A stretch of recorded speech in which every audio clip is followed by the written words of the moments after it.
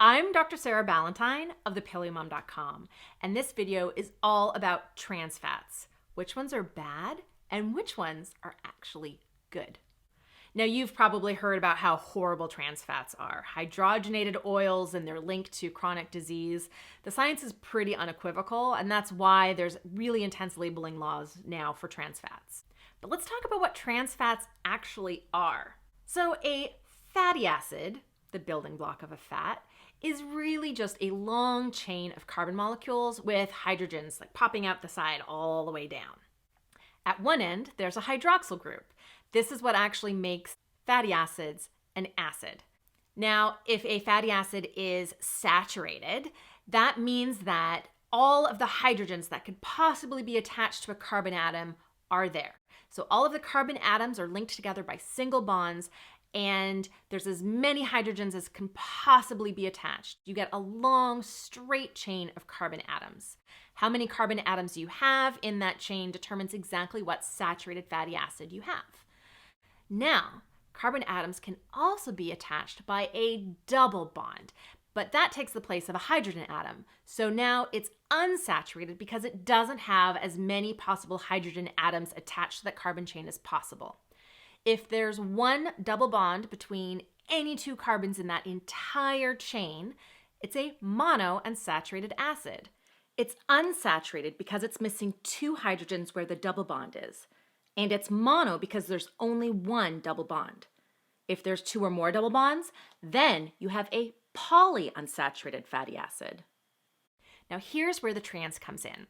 So when there is a double bond, that creates a little bit of a kink in the carbon chain. So instead of being one long straight chain like a saturated fat, as soon as it's monounsaturated or polyunsaturated, it ends up having a little bit of a zigzag to it.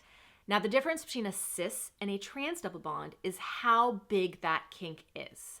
So a trans double bond is actually a straighter kink. It's just not as big of an angle compared to a cis. This changes the chemistry of how these fats actually interact. So for example, if you have naturally occurring fats, which tend to have cis double bonds, they're in the cis formation, they tend to be more liquid. They're more likely to be a liquid fat. For example, all of the amazing polyunsaturated, monounsaturated fats in olive oil or avocado oil. Those are in the cis formation. Now in trans fats like hydrogenated vegetable oil, that fat tends to be more solid at room temperature, which is why you have to hydrogenate a otherwise liquid oil in order to make margarine. Now, trans fats have been used in the food industry for a really long time because trans fats tend to be more shelf stable.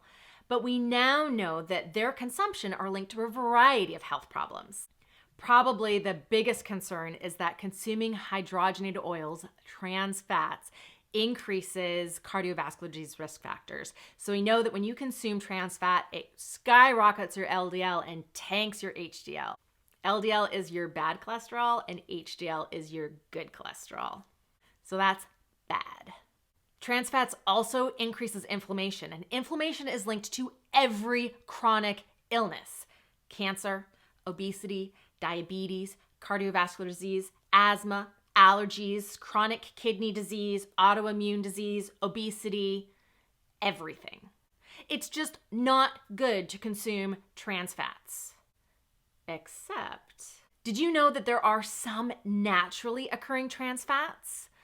As opposed to man-made trans fats, which are linked to all kinds of health problems, naturally occurring trans fats are kind of amazing.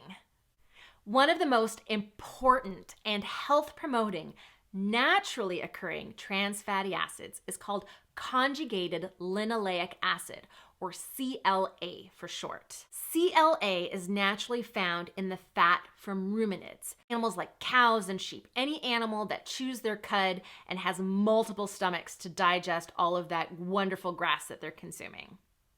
It's actually formed by the bacteria in their stomachs, and then it's stored in their fat. So when we consume their meat or dairy, we get conjugated linoleic acid.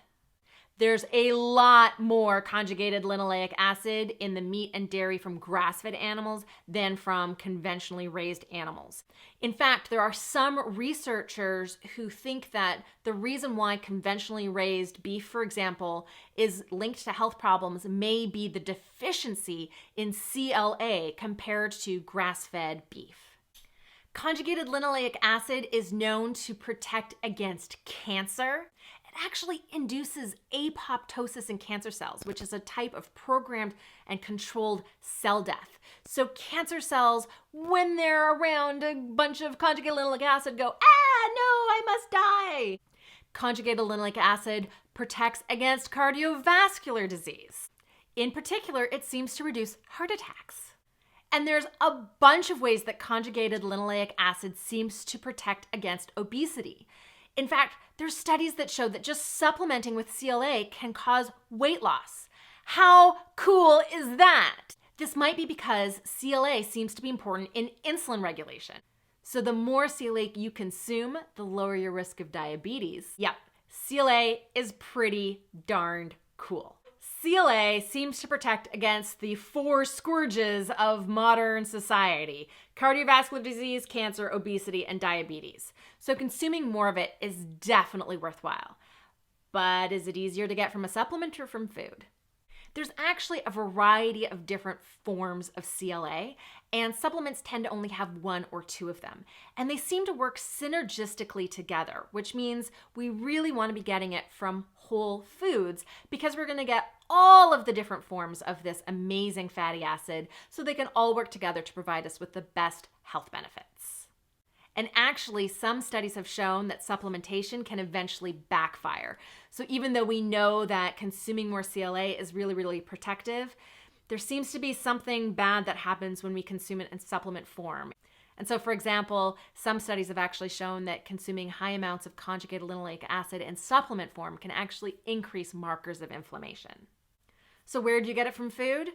Grass-fed meat and dairy. That's your best source. Grass-fed meat and dairy can have a lot more, like 4 times more CLA than even organic meat and dairy. So it's definitely worthwhile to seek out grass-fed. And you're still getting CLA from lean meats compared to fatty meats because CLA is not as much found in that wonderful fat cap around a good juicy steak, but actually in the little bits of fat that are striated throughout. That's called interstitial fat.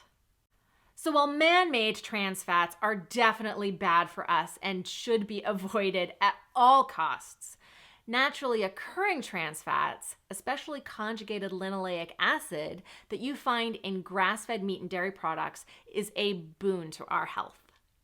Make sure you give this video a thumbs up and check the description below for links to my articles on trans fats and conjugated linoleic acid as a naturally occurring trans fat, so you can read more details about their health effects and link to the original scientific research to read it for yourself.